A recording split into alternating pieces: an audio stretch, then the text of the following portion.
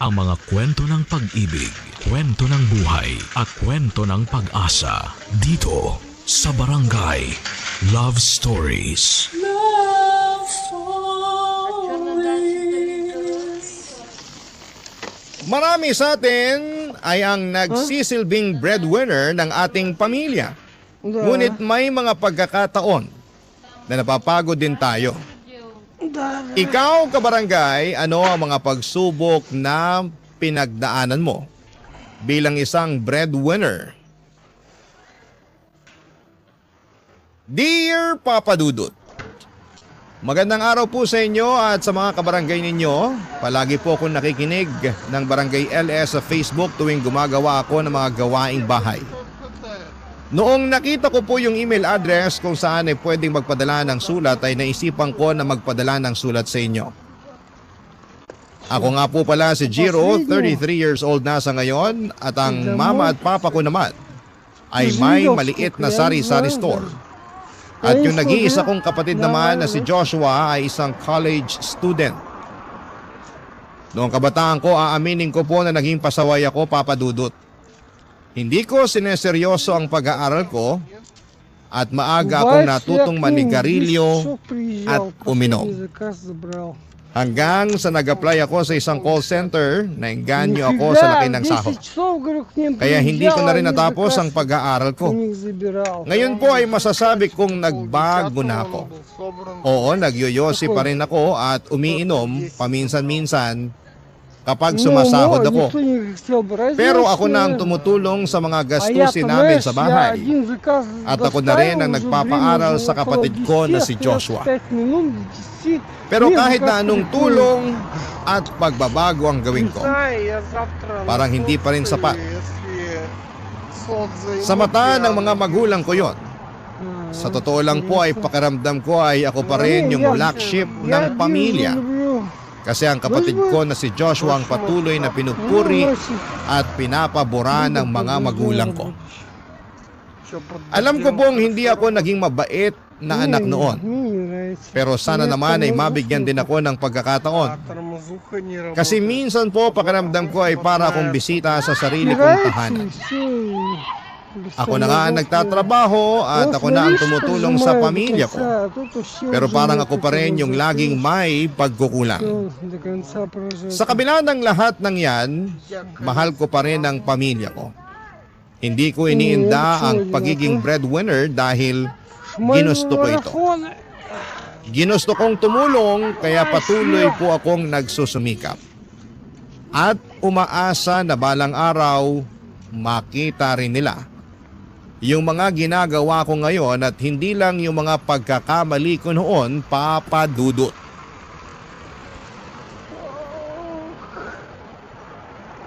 La la la la la la la la la la la la la la la la.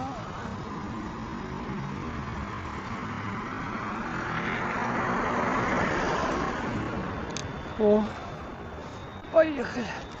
Ну, честно, разогнаться, пока не... Kuya не Jiro, очень ba't nakasimangot ka dyan? Paano ba небольшая naman горка. kasi? Pinagalitan na naman ako ni na mama at papa. Ha? Вот, теперь Bakit daw? нормально. Kulang daw kasi yung perang inabot ko sa kanila. Hala, lagot! Ba't naman kasi kulang yung perang binigay mo sa kanila? Nagkaroon kasi ng dispute sa sahod ko. Sa susunod pa daw na kinsenas, ibibigay sa akin yung kulang sa sahod ko. Ano ba naman yan? Sobrang hassle? Pero huwag kang mag-alala. May naitabi na naman akong pera para sa allowance at pangmatrikula mo. Mabuti naman pala kung ganon. O eto, bilangin mo na lang. 11, 12, 13... Okay na to. Basta ipangako mo sa akin na pagbubutihin mo yung pag-aaral mo, ha? Yun lang ba? Basic. Hindi naman kasi ako katulad mo na nagpabaya sa pag-aaral ng kabataan mo. Uy, saan mo naman narinig yan, ha? Eh di kina mama at papa, tuwing bumababa yung grades ko, palagi nilang pinapaalala sa akin na dapat mas galingan ko pa raw kung ayaw ko matulad sa'yo. Pambihira. Wala na akong ginawang tama. Hindi mo rin kasi naman masisisi si na mama at papa eh. Pinag-aral ka nila noon tapos sinayang mo lang. Kaya ayan ang natamo mo. Pero kita mo naman na nagbago na ako, di ba? Ako na nga yung sumasagot sa mga gastusin natin dito sa bahay eh. Tapos ako na rin yung nagbibigay dyan sa tuition at nagbibigay sa allowance mo. Sandali lang. Nanunumbat ka ba, ha? Hindi sa ganun yun. Yung sa akin lang naman, sana makarinig man lang ako ng thank you. Aba, loko to ah. Pinaparinggan mo ba ako? Ba't ka ba nagagalit ha? Meron ka ba ngayon? Kung may gusto kang sabihin, sabihin mo sa akin ng harap-harapan. Hindi yung pinaparinggan mo pa ako. Nangaasar ka eh. Uy, ni minsan hindi ko binanggit ang pangalan mo. Kung natatamaan ka, problema mo na yun. Palibhasa, inggit ka lang kasi patapon na yung buhay mo. Habang yung sa akin naman ay unti-unti nang umuusbong. Gusto mo bang tigilan ko na yung pagbabayad dyan sa tuition mo, ha? Masyado ka nang masakit magsalita. Sige, subukan mo. At sigurado kung sasamain ka kina mama at papa. Ano bang naging kasalanan ko sa'yo, ha? Ba't ba ang liit-liit ng tingin sa akin ng mga tao dito sa bahay na to? Eh kasi nga nanunumbat ka. Magbibigay ka ng pera sa amin tapos ngayon, magdadadada ka dyan. Bakit? Masama na bang maghangad ng konting appreciation, ha? Utang na loob, thank you. Salamat dito sa pera ah. Pero huwag ka mag-alala. Kasi kapag nakapagtapos na ako ng koleyo, babayaran kita. At dadagdagan ko pa ng interest. Kasi sigurado ako na mas malaki pang sasahurin ko kesa dyan sa trabaho mong pipitsuging call center. Sumusobra ka na, Joshua! Aray! Kung wala kang magandang sasabihin sa akin, pwede bang manahimik ka na lang? Ayan! Ayan mismo ang dahilan kung bakit ayaw sa'yo ni na mama at papa. Kasi basagulero ka. Daig mo pa yung mga tambay sa kanto kung makaasta. Napaka-squatter mo. Isang beses pa na pagsalitaan mo ako ng masama at dadagdagan ko na talaga yung black eye mo. Ano? Isusumbong kita kay na mama at papa. Humanda ka. Sige, magsumbong ka. Gusto mo bang samahan pa kita, ha? Wag na. Kasi sigurado kung iibahin mo lang yung kwento. At pag mumukhain mo pa akong masama kina mama at papa. Wala kang pinagkaiba sa mga magulang natin. Pare-pareho kayong lahat. Mga maiitim ang budi. Uy, ano yung ginagawa mo, ha? Isasend ko tong ginawa mo sa itsura ko kina mama at papa. Sigurado ako napapagalitan ka ng mga yun pagka uwi nila. Bahala ka. Lumabas ka na ng kwarto ko. Labas! Noong araw na yon, napagalitan na naman ako ni na mama at papa dahil sinuntok ko si Joshua. Tulad ng dati, inulan nila ako ng masasakit at maanghang na mga salita. Pero gaya ng nakasanayan, pinalampas ko na lamang at ibinaon ko ang sarili ko sa trabaho sa call center para kahit papaano'y makalimutan ko na hindi ako mahalaga sa kanila. Natural lang naman po sa magkapatid ang magbiruan, mag-asaran at minsan ay magkaroon ng tampuhan o hindi pagkakaintindihan. Pero yung sa amin po ni Joshua, pakiramdam ko ay hindi na po normal yung mga pagtatalo namin. Palagi ko na lamang siyang pinagpapasensyahan. Iniintindi ko siya kahit madalas niya akong laitin at insultuhin. Paulit-ulit niyang sinasabi na wala akong narating sa buhay, na call center lang daw ako nagtatrabaho at wala daw akong ambisyon. Masakit po kahit papaano dahil alam ko naman sa sarili kong may ginagawa akong tama. Ako ang nagpapaaral sa kanya. Pero kahit napipikon ako, kahit nasasaktan ako ay hindi ko siya masisisi. Kasi ang totoo niyan, kaya siya nagkakaganyan ay dahil na rin sa pagpapalaki sa kanya ng mga magulang namin. Sila din ang dahilan kung bakit ganon kababa ang tingin ng kapatid ko sa akin kasi sinusulsulan din ng mga magulang ko ang kapatid ko na yon. Dumating pa nga po ako sa puntong gusto ko nang umalis sa bahay. Matanda na rin naman ako at aminado ako na napapagod na ako. Hindi ko na gusto yung pakiramdam na para akong estranghero sa sarili kong pamilya. Pero alam ko rin po sa sarili ko na hindi ganon kadali ang lumipat o magsimula ng mag-isa. Ang mahal-mahal na po ng upa sa Metro Manila at ayokong mapunta lamang sa renta ang halos buong sahod ko. Lalo pat may pinapaaral pa akong kapatid. Kaya tiniis ko na lamang ang lahat. Kahit nakakababa ng loob, kahit minsan ay naiiyak na lamang ako sa inis o sa sakit ng loob ay pinili kong manatili sa bahay. Hanggang sa dumating ang araw na matagal ko nang inaasam, nakapagtapos na rin si Joshua ng pag-aaral. Aaminin ko na sobrang saya ko noon, Papa Dudut. Parang lahat ng pagod, lahat ng overtime, lahat ng tinis ko sa call center ay naging worth it. Para sa akin ay tagumpay ko rin yon. At dumating na nga yung pinakahihintay ko na araw yung graduation ng kapatid ko na si Joshua, Papa Dudut.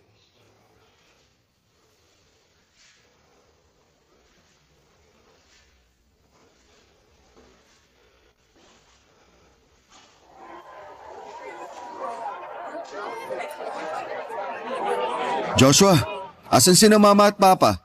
Andun sa labas, may kausap. Na pala, congratulations ha. Sa wakas, nakapagtapos ka na rin. Salamat. Ngayon na nakapagtapos ka na, ano nang balak mo? Aba, ewan. Siguro magpapahinga na muna ako sa bahay. Deserve ko naman yun eh.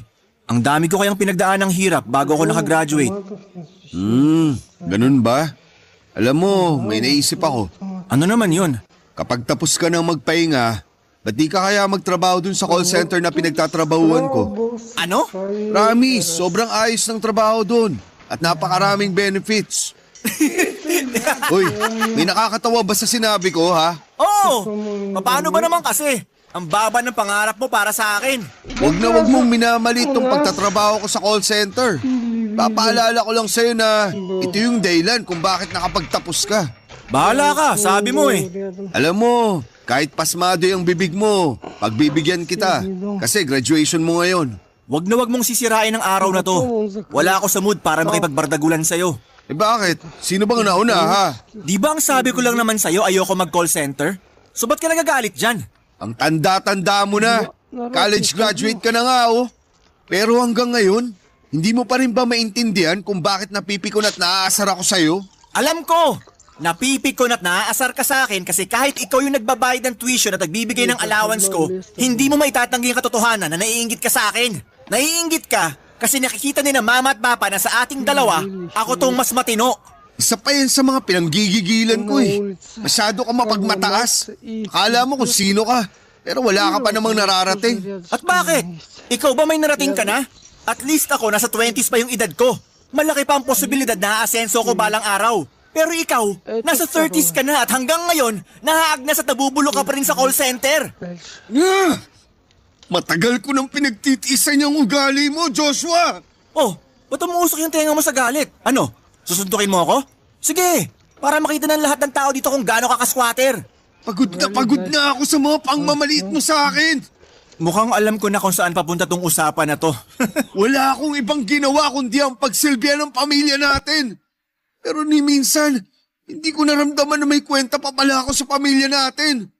Alam mo, mas matatanggap ko pa sana kung sina mama at papa lang yung pinagsasalitaan ako ng masama. Pero hindi. Kasi habang tumatagal, nagiging katulad ka na rin nila. At bakit? Totoo din naman kasi yung mga sinasabi ni na mama at papa tungkol sa'yo ah. Hanggang ngayon nga, hindi mo pa rin tinitigilan yung pagyoyosi mo eh. Gusto mong malaman kung bakit di ko matigil-tigil yung pagyoyosi ko?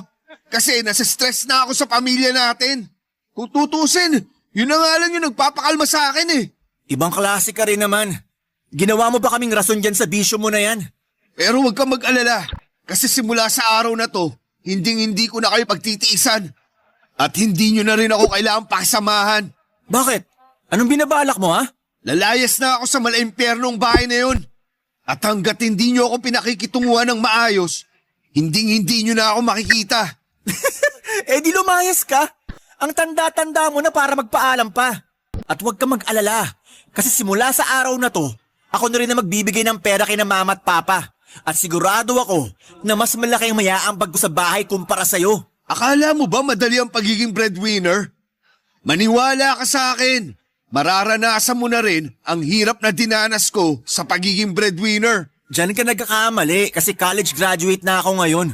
At sigurado ako na makahanap ako ng mas mataas at mas maganda na trabaho kaysa dyan sa pagko-call center mo. Sige lang. Tingnan natin kung hanggang saan kakayang dalhin niyang kayabangan mo. Ay, uwi na ako sa bahay. Kukunin ko na yung mga gamit ko. Eh di umalis ka na. Sinisira mo lang tong graduation ko eh. Dapat nga hindi ka na nagpunta pa.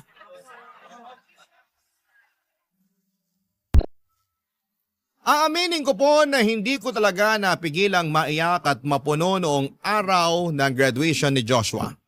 Akala ko ay magiging masaya yon at akala ko ay mararamdaman ko kahit papaano ang kaunting pasasalamat mula sa kanya. Pero hindi nangyari yon, Papa Dudut. Sa halip ay puro panlalait at masasakit na salita ang inabot ko.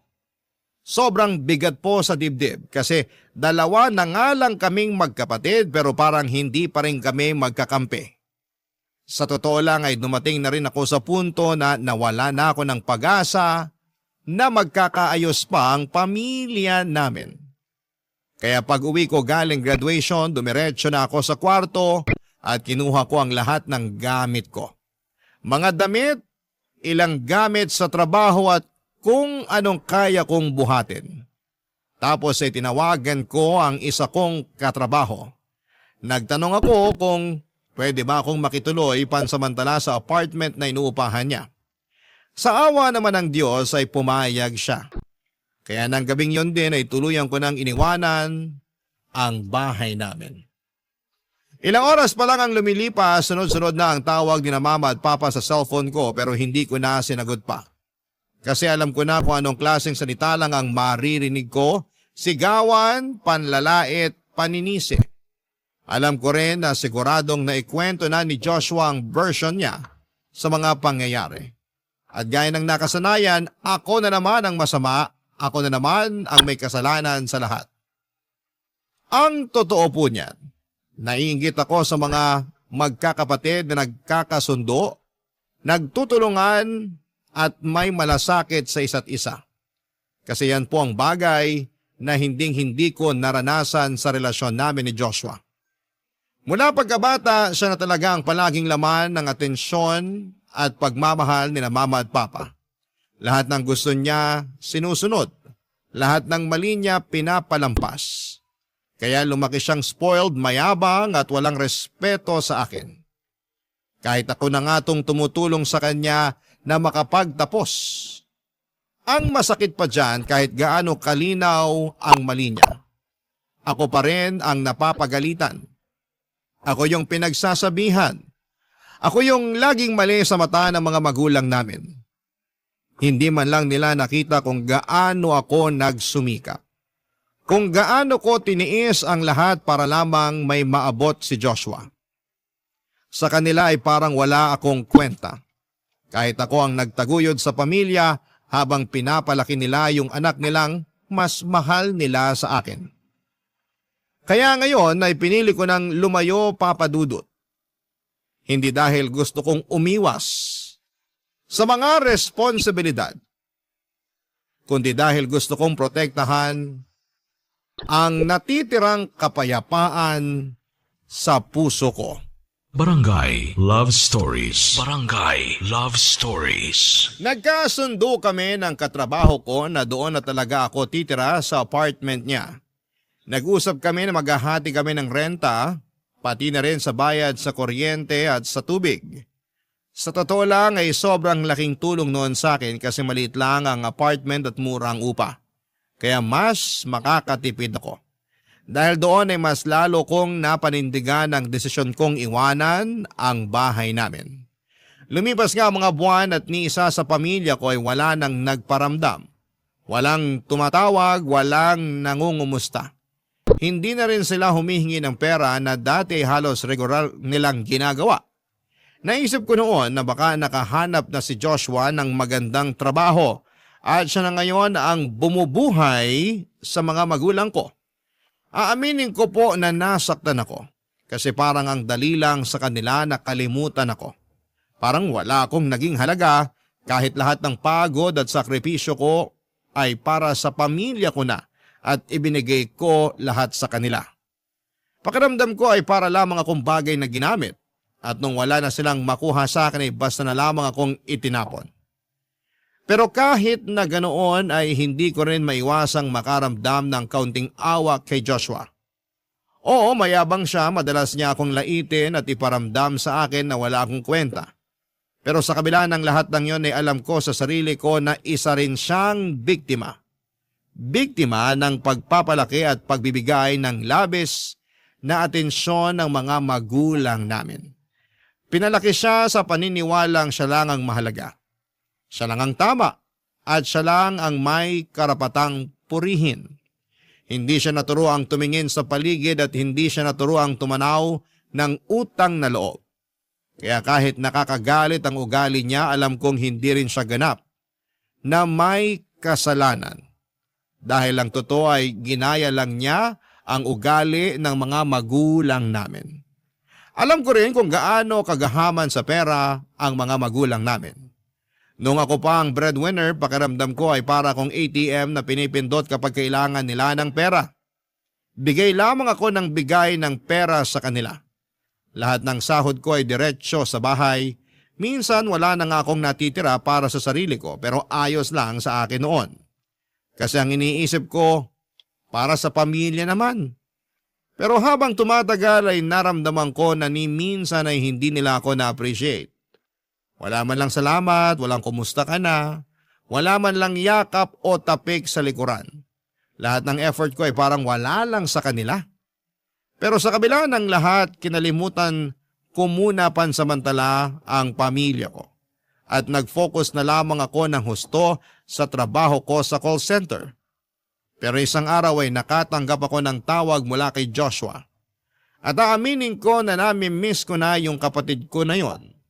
Kaya sinantabi ko na lamang muna yung mga hindi namin pagkakaintindihan at sinagot yung tawag niya.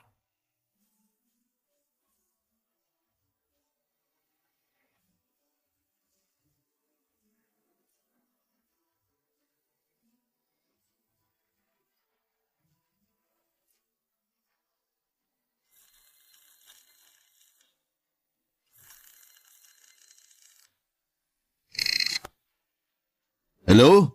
Kuya Jiro, Oh, Joshua. Kumusta ka na? ayos lang naman. Ikaw, kumusta ka na? Aba, himala at kinamusta mo pa ako. Okay lang naman ako. Ikaw, nakahanap ka na ba ng trabaho?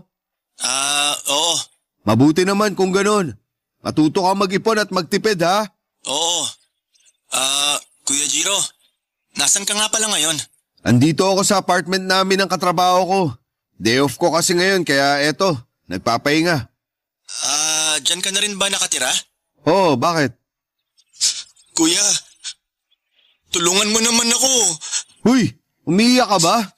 Bakit? Anong problema mo ha? Pagod na ako. Bakit? Anong nangyari?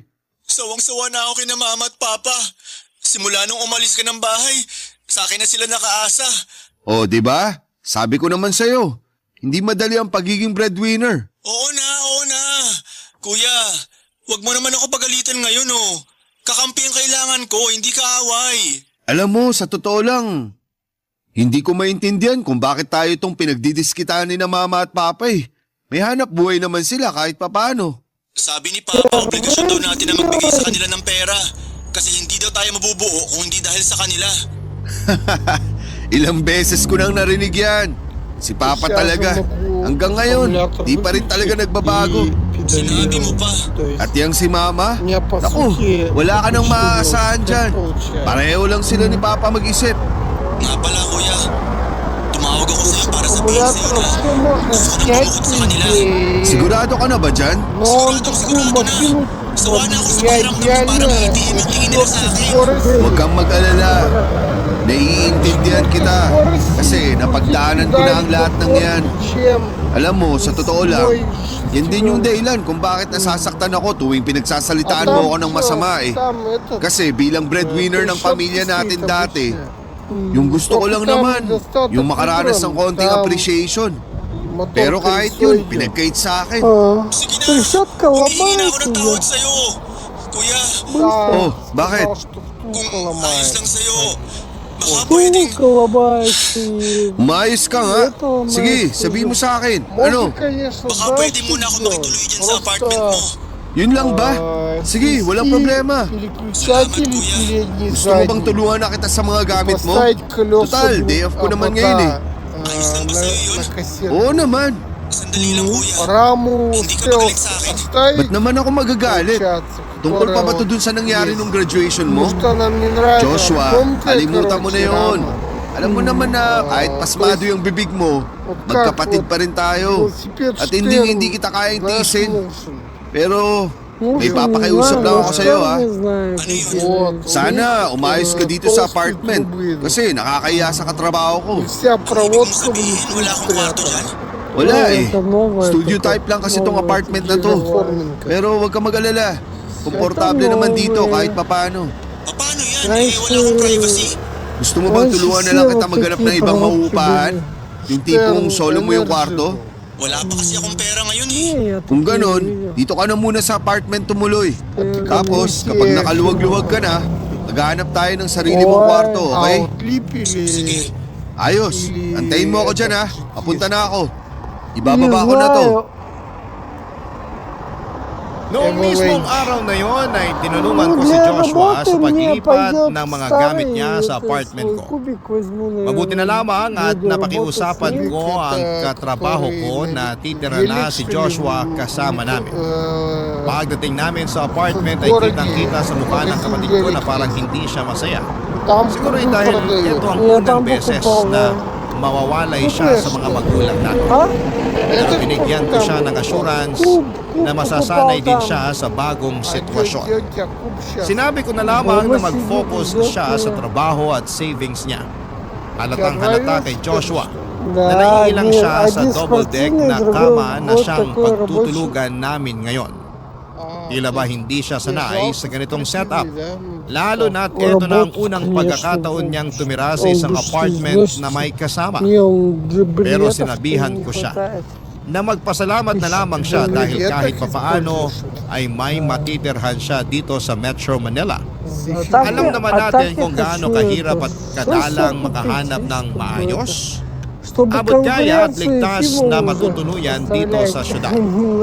At nung nasa apartment na si Joshua ay napansin ko na palagi siyang tinatawagan ng mga magulang namin.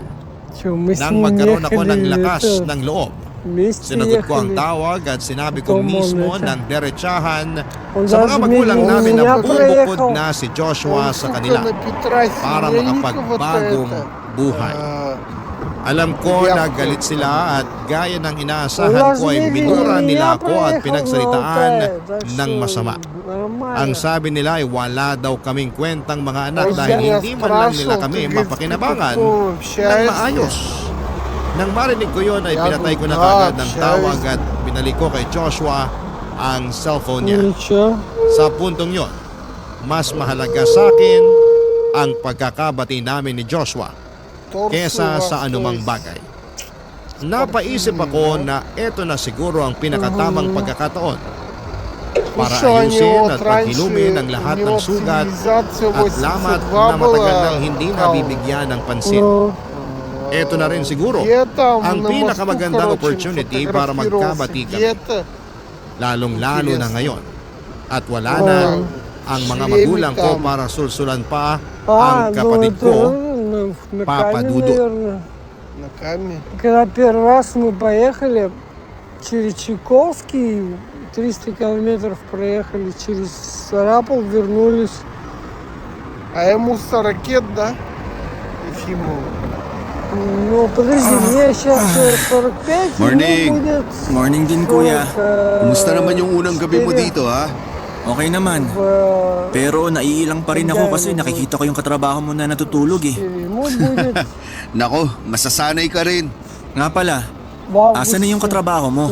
Ayun, pumunta na sa office. Day shift kasi siya eh. Bakit ikaw? Wala ka bang pasok ngayon? Meron, pero mamayang gabi pa. Nga pala, paano ka? May duty ka ba ngayon? Gusto mo bang bigyan kita ng pamasahe? Hindi na kailangan. Bukas pa naman yung duty ko eh. Mabuti naman pala kung ganun. Pero kuya, ganito ba talaga dito? Anong ibig mong sabihin? Ang init kasi. Tapos iisa na nga lang yung electric fan. Pinaghahatian pa natin tatlo. Gaya nga nung sabi ko sa'yo, masasanay ka rin. Nako, mukhang ikaw lang naman yung sanay dito eh. Kung ako sa'yo, mag-ipon ka na lang para makahanap na tayo ng lilipatan mo. Yung tipong solo mo ang kwarto. Yun na nga yung nakakainis eh. Dapat may sapat na ako na pera para pang-advance at deposit dun sa apartment na nakita ko online. Pero wala. Naubos lang lahat kasi palagi nanghihingi si na mama at papa. Wala na tayong magagawa. Andyan na yan eh. Ang importante, makakapagsimula ka na ulit.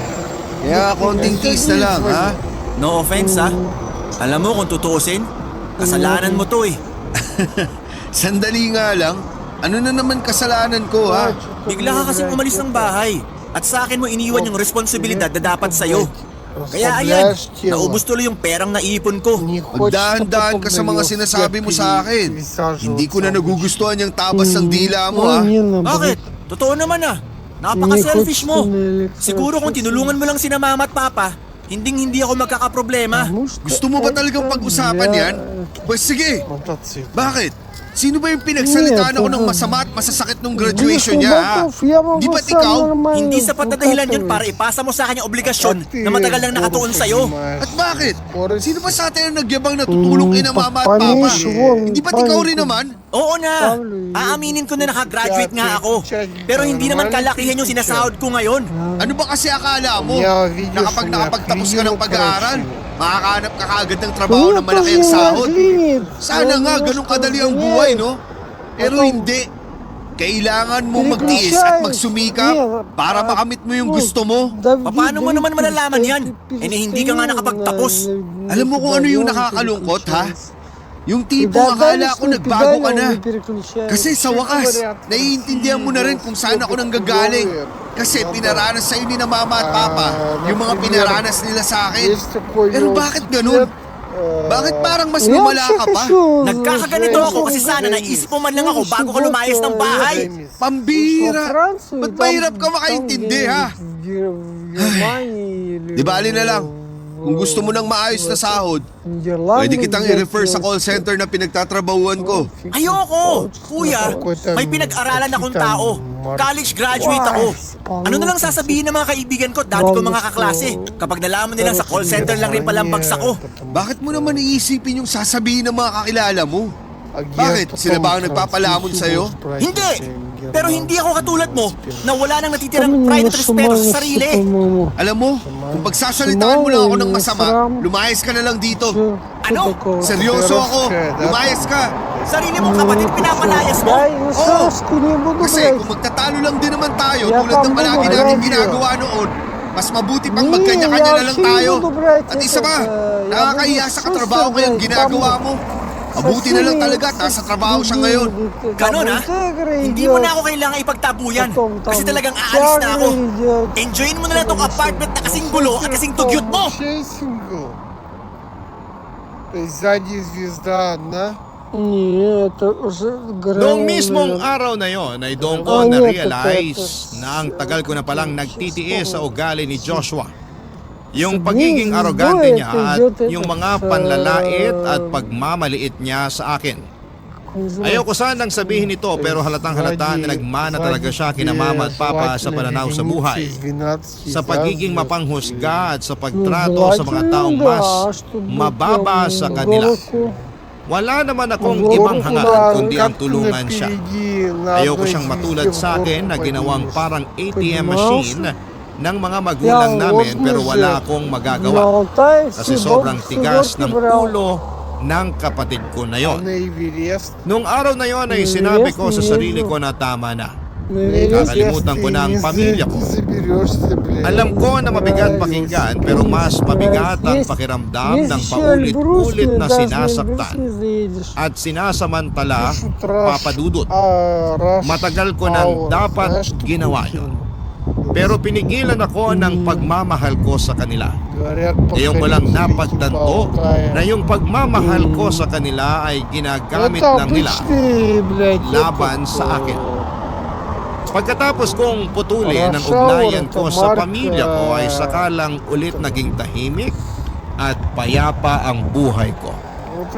Unti-unti kong naramdaman kung paano pala huminga ng manuwa. Isang bagay na hindi ko naranasan noong kasama ko pa ang mga magulang at mga kapatid ko. At sa hindi inaasahang pagkakataon, dumating sa buhay ko ang isang tao na hindi ko inaakalang magpaparamdam sa akin ng tunay na halaga. Ang girlfriend ko. Hindi siya katulad ng mga nakasanayan kong tao, hindi siya mapanghusga. Hindi siya mapansamantala. Tahimik lamang siyang nakikinig sa kwento ko sa lahat ng sakit na kinikimkim ko noon pa.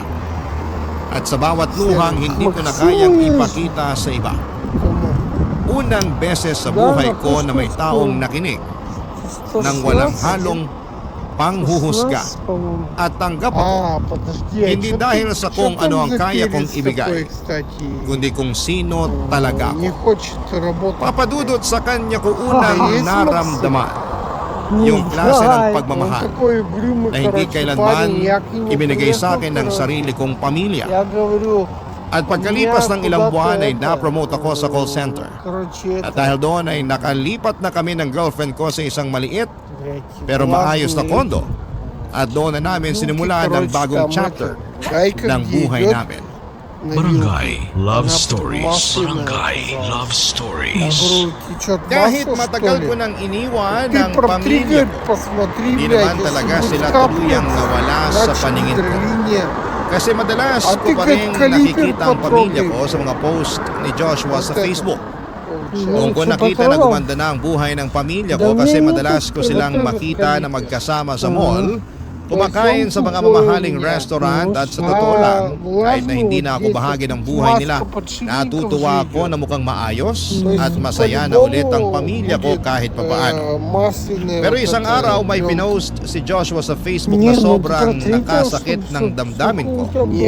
Ang sabi niya sa post na yon ay trabaho ng mga bobo at walang pangarap ang pagiging call center Ты agent. проигрывай сейчас, Para akong чтобы у binuhusan тебя ng не malamig было na там, tubig. потом если Kasi снова. ako yun. Ako yung tinutukoy niya sa post na yon. Ako yung ilang taon na nagpuyat, nagpakapagod at nagsakripisyo sa pagiging call center agent para matustusan ang pangangailangan nila. Mas lalo ako nasaktan at napikon nang makita ko ang dami sa mga kaibigan niya ang natawa at nagriyak ng hahaha at may ilang pang nagkomento na sumang-ayon sa post na yon. Para bang wala ni isa sa kanilang nakakaintindi o kahit na lang nagtanong kung tama ba talaga ang sinabi niya. Где у тебя масло Wala на man lang стойке? tumayo para ipagtanggol ang mga tulad ko. Mga taong marangal na nagtatrabaho sa call center, nagsusumikap, nagpapakapuyat gabi-gabi para lamang may padala sa pamilya. Ну вот, Hindi nila alam kung ilang beses kong pinilit ang sarili kong pumasok kahit may lagnat. Kung ilang beses akong nakatulog sa bus pauwi dahil sa puyat. Hindi nila alam kung ilang gabi akong umiiyak ng palihim dahil pagod na ako pero kailangan ko pa rin bumangon para lamang makasurvive. Kaya kahit ayoko na sanang makipag-ugnayan pa kay Joshua ay napilitan akong tawagan Жесткий, siya. конечно, у тебя там. Hindi para makipag-away kundi para makiusap na sana'y tanggalin Диски, na niya ang post niya. жесткие, дорогие, Konting наверное. respeto lang sana. Hindi lang para sa akin kundi para sa lahat ng mga nagtatrabaho ng marangal sa call center. Сложно будет найти. Так у меня тоже на кубик, дорогие, 3000 рублей один диск стоит. Даже 4 сейчас они стоят. Вольт еще есть фирма. А если, например, хочешь, чтобы они ano были kailangan mo? Какая фирма? Вольт. Kumusta ka na? Вот, Eto, sa awa ng Diyos, mas maayos na ang buhay ko ngayon. Mas maganda na rin ang trabaho ko ngayon. At nagawa ko ang lahat ng yun kahit pinalayas mo ako sa bulok na apartment na yun. Немецкий Please Вольт. lang, kalimutan mo na yun.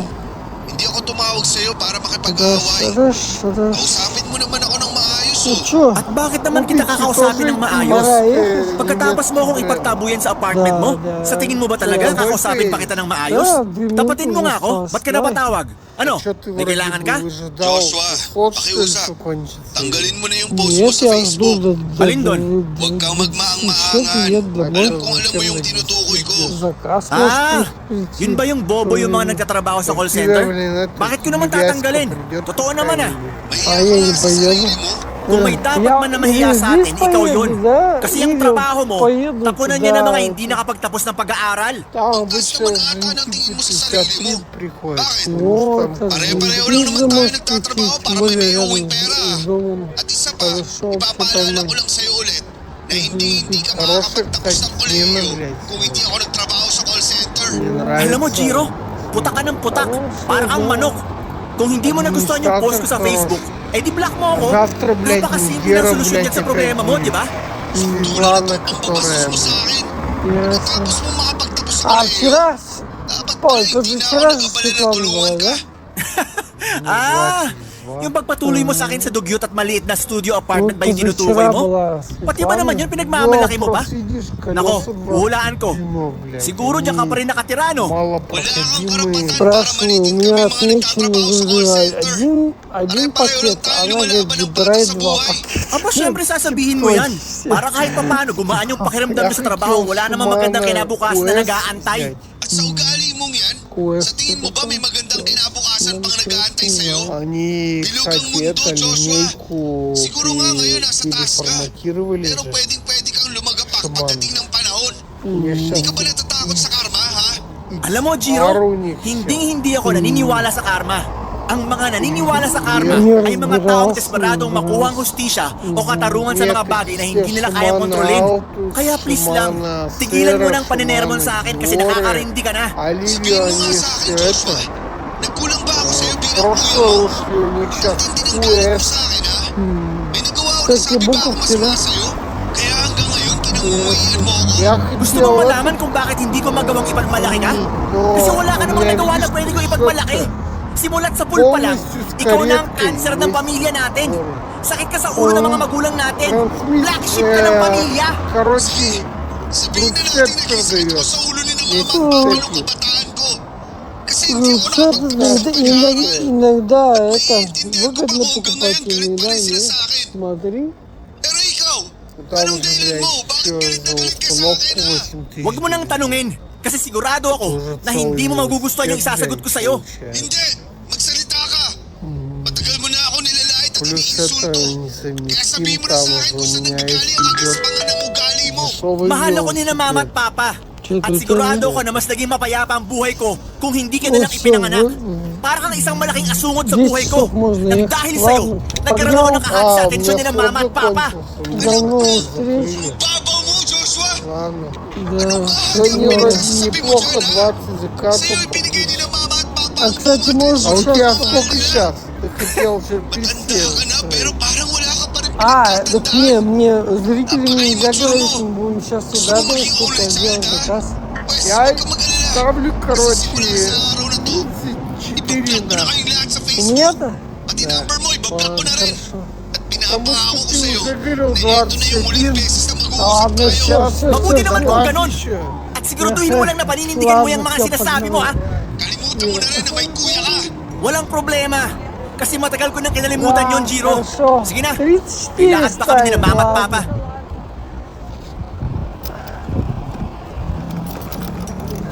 Papadudo, tama nga yung sinasabi nila na aabusuhin ka ng mga tao sa paligid mo kung magpapaabuso ka.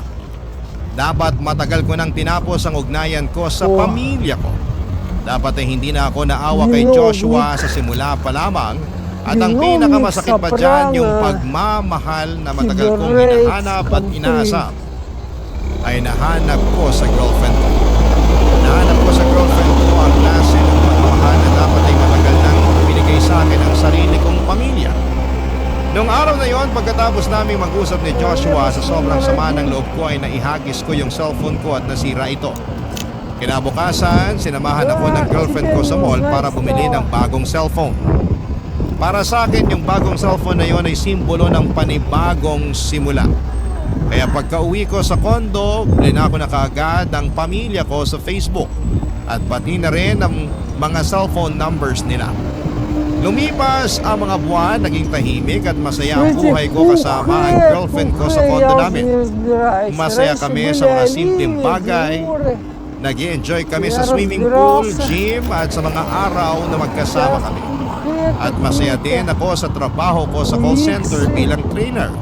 Kasi nararamdaman ko sa mga trainees ko na may halaga ako at importante ako sa kanila. At sa awa ng Diyos, habang tumatagal ay mas lalong gumaganda ang takbo ng buhay ko. Pero isang araw habang abala ko sa trabaho ay bigla ako nakatanggap ng tawag mula sa isang unknown number. Hindi ko inaasahan ang tatawag. Kaya agad akong na-curious kung sino ang nasa kabilang linya. Nang sagutin ko ito ay narinig ko ang isang boses na matagal ko nang hindi naririnig, Papa Dudut.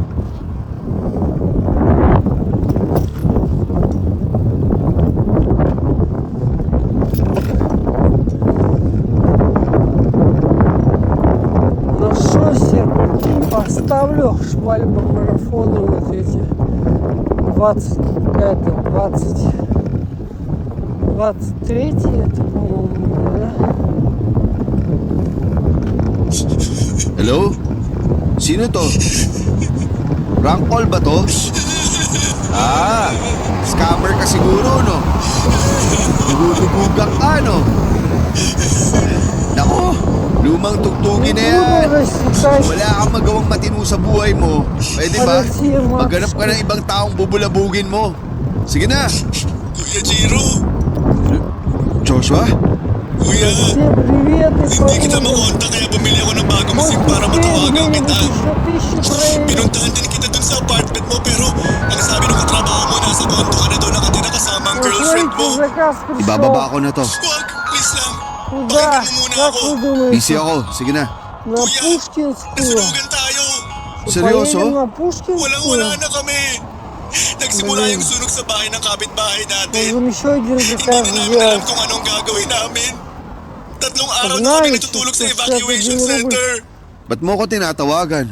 Kuya, makikiusap sana ako sa'yo. Идем Baka pwede mo lang kami makatira ni na mama at papa dyan sa kondo mo. недалеко. Sorry, pero dito na kami nakatira ng girlfriend ko.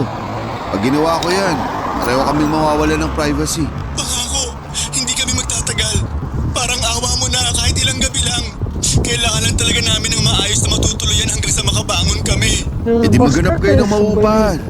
Malaki ang sahod mo, di ba? Yun na nga kuya. Hindi na sapat yung sinasahod ko kasi malaki yung perang inutang ko sa kumpanya namin. Hindi na sapat yung sinasahod ko pang advance deposit sa mga pinapaupahang apartment. Oh, ano namang nangyari dun sa perang inutang mo? Yun na muna ang gamitin mo. Wala nang natira sa pera na yun. Binili ko ng second hand na kotse. Ibenta mo na lang yung kotse mo para magkapera ka. Kuya, ayoko. Matagal ko na pinapangarap yung kotse ko na yun. Kung gano'n naman pala, edi dyan kayo sa kotse matulog. Bibili-bili ka ng kotse tapos di mo rin naman pala pakikinabangan. Ipa-junk shop mo na lang kaya. Sandali lang. Tinatanggihan mo ba ako? Nangaasar ka eh. Oo, Anong klaseng kapatid ka, ha? Niloloko na nga yung pride ko para makahingi kami ng tulong sa'yo. Tapos ngayon pagtatawanan mo lang ako? una sa lahat Joshua, ni minsan hindi mo ako tinuring na kapatid.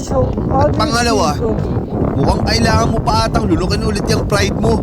Kasi base sa tono ng pananalita mo, mukhang hindi mo pa ata nalulunok ng maayos yung pride mo. So ano? Nagkakaganyan ka na porket nakatira ka na sa kondo? Ang yabang mo! Eh siguro nga, may pinagmanaan lang naman tayo, di ba? Pareho nang may edad si na mama at papa. Paano natitiis ng konsensya mo na pabayaan kami, ha? Ni minsan, hindi ko naman naging mga magulang yung mga yan eh. At wag na wag mo ako sisimulan sa usaping konsensya. Kasi pwedeng-pwede kong ibato sa inyo yan. Bakit? Noong mga panahon nagpapakahirap ako para sa pamilya natin, ni minsan ba nagpasalamat kayo sa akin? Hindi. Kasi mas pinili niyong kamuhian ako para sa isang kasalanan na matagal ko nang pinagbayaran. Hindi ko na kasalanan na nakapagtapos ako ng pag-aaral. Habang ikaw, habang buhay kang nananatiling talunan sa mga mata ng mga magulang natin. Sige, pagpalagay na natin na nakapagtapos ka nga ng pag-aaral. Pero sino ba ang nasa kondo? At sino ba ang nasa evacuation center ngayon, ha? Ang kapal ng mukha mo. Wala kang kasing sama. Kita mo na lugmok na kami. Nagagawa mo pa kami magsalitaan ng ganyan. Kayo ang dahilan kung bakit ganito ako ngayon. Kaya wag na wag niyo ako sisihin sa multong kayo din mismo ang may gawa. Wala kang maaabot sa buhay at malulugmok sa timba ng araw. Matagal na akong may naabot, Joshua. Pero ni minsan hindi niyo nakita yon. Kasi puro sarili niyo lang ang iniisip niyo. Ang dami mong kuda. Isang tanong, isang sagot. Tutulungan mo ba kami o hindi? Alam mo na mismo ang sagot ko sa tanong mo na yan.